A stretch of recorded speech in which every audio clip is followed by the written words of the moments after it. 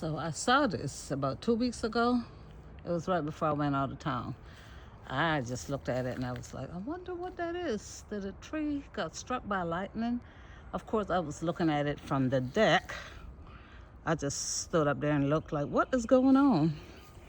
But while I was out of town, Manny, my grandson, texted me and he was like, he Googled it and this tree was struck by lightning, y'all.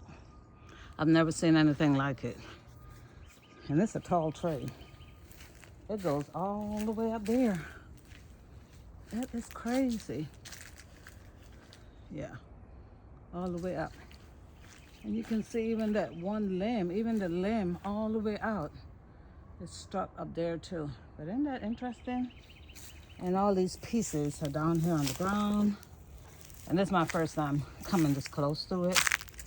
I stood my distance and I was just wondering, was it lightning? But hey, sounds like something I didn't want to be close to.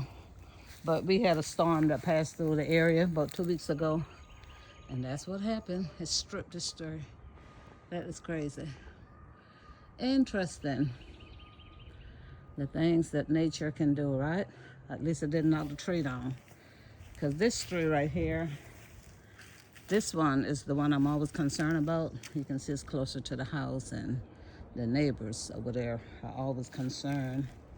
He have asked if I could get this tree cut down because he feels like if it falls, it's gonna go on his house. Now you can see it sits in the middle of both our houses, and so it's a tall one.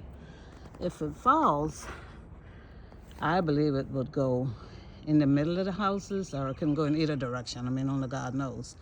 But I did, and this was probably, I would say maybe 15 years ago when he first talked about it, and I had it checked by an arborist. And at that time, they said it was a healthy tree. Now, of course, it could have changed since 15 years ago. Because, trees only, if the root is not healthy, that's when the storm, the wind can pull it up out the ground. So at that point, they said it was healthy. I don't know if something changed since then. Also, I have lights out here, and the one that was struck by lightning, it burned up all my lights. Crazy. But anyway, yeah, these are the only trees back here.